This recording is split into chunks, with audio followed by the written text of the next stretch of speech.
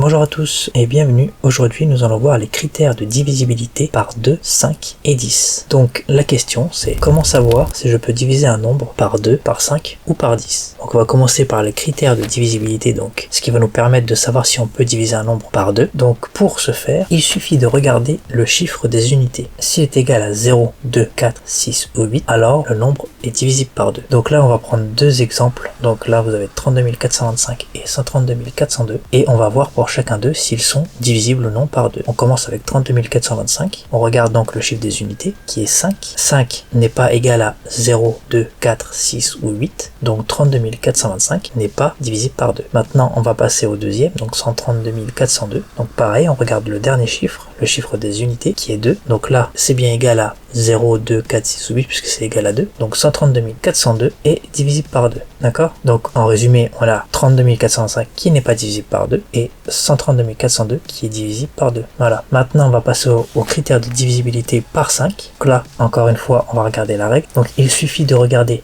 le chiffre des unités, encore une fois. Et s'il est égal à 0 ou à 5, alors le nombre est divisible par 5. Donc on va appliquer ça à nos deux exemples précédents. Donc 32 425 et 132 402. On regarde le premier, donc 32 425. Alors le dernier chiffre, ou le chiffre des unités, c'est un 5. 5, c'est 0 ou 5. Donc 32 425 est divisible par 5. Maintenant, on regarde 132 402. On regarde le chiffre des unités, qui est un 2. Donc ce n'est ni 0 ni 5. 132 402 n'est pas divisible par 5. Pour résumer tout, on a 32 425 qui est divisible par 5 et 132 402 qui ne l'est pas. Enfin, la dernière catégorie, donc les critères de divisibilité par 10. Alors là, ça ressemble un peu à 5, mais c'est un peu plus simple. Donc, il suffit de regarder le chiffre des unités. S'il est égal à 0, alors le nombre est divisible par 10. Donc là, on prend deux nouveaux exemples. 12 567 et 732 420. On regarde le premier, 12 567. Donc, le chiffre des unités, c'est 7. Donc, ce n'est pas divisible par 10. On regarde maintenant le deuxième nombre, 732 420. Le chiffre des unités, c'est un 0. Donc, 732 420 est divisible par 10. Donc, en résumé, on a 12 567 qui n'est pas divisible par 10 et 732 420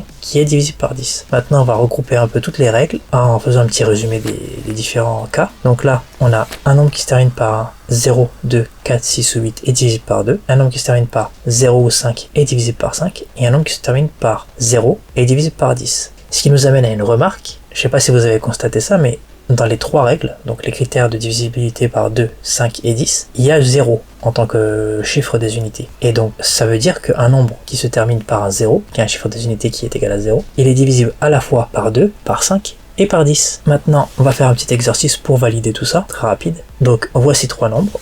Sont-ils divisibles par 2, 5 et ou 10? Donc à vous de jouer. Vous pouvez mettre sur pause et vous atteler à cet exercice. Et puis après on voit ça ensemble. Voilà, j'espère que ça s'est bien passé pour vous. Donc on commence avec le premier, 12 566. On regarde le chiffre des unités qui est un 6. Donc si on se rappelle bien des règles, dans les critères de divisibilité par 2, le chiffre des unités, s'il est égal à 0, 2, 4, 6 ou 8, alors le nombre est divisible par 2. Donc ça veut bien dire que 12 566 est donc divisible par 2. Ensuite, nous avons 732 420. Donc lui, il se termine par quoi? Par un 0. Donc le chiffre des unités est égal à 0. Donc, si vous vous rappelez bien la remarque de tout à l'heure, le nombre 732 420 est divisible par 10, par 5 également, puisque c'est 0 ou 5, par 10 parce que c'est 0, et par 2 parce qu'il se termine aussi par un 0. Donc il est à la fois divisible par 2, par 5 et par 10. Et enfin, le dernier nombre, 2425, il se termine par un 5, donc le chiffre des unités est égal à 5. Donc, on a dit que si ça se termine par un 0 ou un 5, le nombre est divisible par 5. Donc 2425 se termine par un 5. Alors il est divisible par 5. Voilà, j'espère que la vidéo vous a plu. N'hésitez pas à vous abonner, à liker, à partager, à commenter comme d'habitude. Et je vous dis